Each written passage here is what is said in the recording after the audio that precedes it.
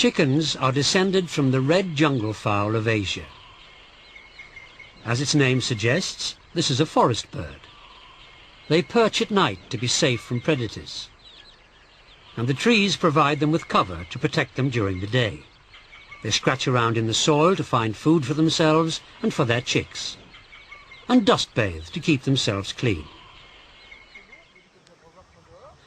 Modern-day chickens retain many of the behavior patterns of their ancestors. Two types of chicken have been bred from the jungle fowl: broilers for meat, usually kept intensively in large sheds, and egg-laying hens, usually kept in battery cages. This is a battery egg farm where young egg-laying hens arrive on a lorry from the farm where they were reared. They spend the next 70 weeks in a cage. Conditions are cramped. Each hen will get less space than an A4 piece of paper. The battery system produces eggs cheaply, but does it provide decent living conditions for hens? Does it meet their basic behavioral needs? People used to think that what hens didn't know, they didn't miss. But battery hens still retain these instincts. They try to scratch around and dust bathe in cages. In some farms, like this one, chosen at random by an undercover investigator, conditions are also filthy. As a result of campaigns by groups like Compassion in World Farming, the traditional battery cage is to be banned throughout the European Union, but not until 2012. Even then, a new modified system called the enriched cage will be allowed, unless the rules are changed. Meanwhile, consumers now have increasing choices about the way their hens are kept. Commercial systems exist which allow the animals the freedom to express much more of their natural behavior. These free-range hens can exercise, stretch their wings, dust bathe, and lay their eggs in nests, though conditions remain intensive and aggression can be a problem. This aggression can be reduced by keeping the hens in smaller groups, and you can look out for small group free-range eggs in some supermarkets. Eggs are also becoming available from hens which have been given tree cover, helping to make the hens feel more secure when ranging outside.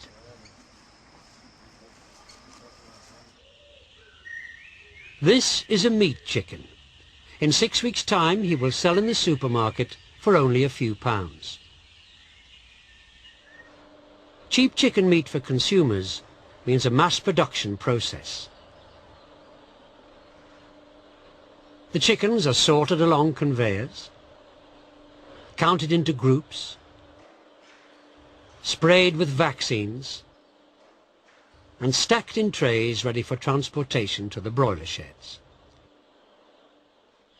To begin with, they may have plenty of space, but as they grow, the conditions become more crowded. And these chickens are selectively bred to grow fast.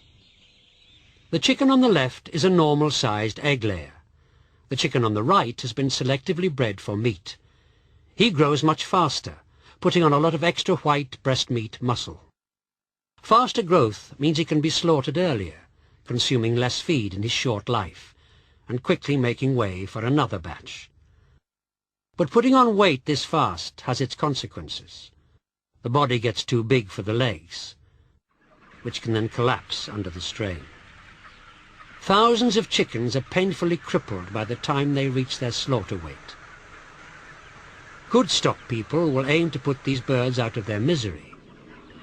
But with huge flocks to look after, this can be difficult. In summer it becomes hotter and hotter as the crowding increases, and the air can become polluted with ammonia from their droppings. They may have trouble obtaining food or water, and can suffer from a range of diseases. Growing so fast requires a great deal of oxygen. The heart and lungs cannot always keep up. 1% or more may die of heart failure before they reach their slaughter age of 6 weeks. Death rates from all causes in broiler farms can be 6 or 7 times higher than for laying hens of the same age. But even when packaged, chickens can bear the scars of the broiler sheds, black ammonia blisters from long periods of lying in their own excrement. Many farmers would like to improve the conditions for chickens, where they are free to roam, have shelters where they can hide from predators, and plenty of dust to dust bathe. More and more chickens are raised this way, but farmers say that in the mass market, consumers won't pay more for the meat. But is this true? In France they do. These are Label Rouge chickens, released from their night quarters into fields where tree cover mimics their natural forest habitat. 30% of whole-table chickens sold in France are produced for the Label Rouge label. They are sold as a tastier, higher quality product. But should these animals enjoy better living conditions simply because it produces better meat and eggs? Don't they deserve better because they're sentient beings? In other words, because they have feelings that matter to them?